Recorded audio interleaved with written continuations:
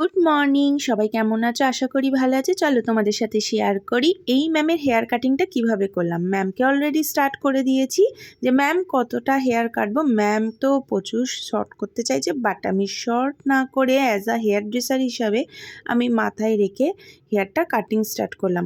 আমাদের মাথায় রাখতে হবে যে হেয়ারের স্ট্রাকচার এবং ভলিউম অনুযায়ী কি কাটিং হয়, তো যাতে ম্যামের ফেসের সাথে ভালোও লাগে অথচ হেয়ারটাও আমাকে দেখতে হবে, সেই বুঝে আমাদের একটা কাটিং করতে হবে। আমি অলরেডি স্টার্ট করে দিয়েছি কাটিং করা। আচ্ছা, এর সাথে সাথে বলে দিই, তোমরা অনেকেই জিজ্ঞেস করো যে ম্যাম আপনার স্যালনটা কোথায় রয়েছে। তো আমি বলে দিই, আমার স্যালন রয়েছে কন্যগড় ক্রাইপা রোডের ওপরে। তোমরা গুগলে যাবে, গুগলে গিয়ে সার্চ করবে ডিভাইন বিউটি ফ্যামিলি স্যালন, ওখানে তোমরা পেয়ে যাবে। ওখানে আমাদের লোকেশনও দেওয়া আছে। অলরেডি আমি ম্যামের হেয়ারে কাটিং স্টার্ট করে দিয়েছি। তোমরা যারা যারা এরকম কাটিংও করতে চাও অবশ্যই আমার সাথে কন্ট্যাক্ট করো। আমাদের স্যালনে কাটিং, ট্রিটমেন্ট, কালার সমস্ত কিছুই হয়ে থাকে। এই দেখো ম্যামের হেয়ারটা অলরেডি ডান, আমি সেটিং করে রেখে দিয়েছি।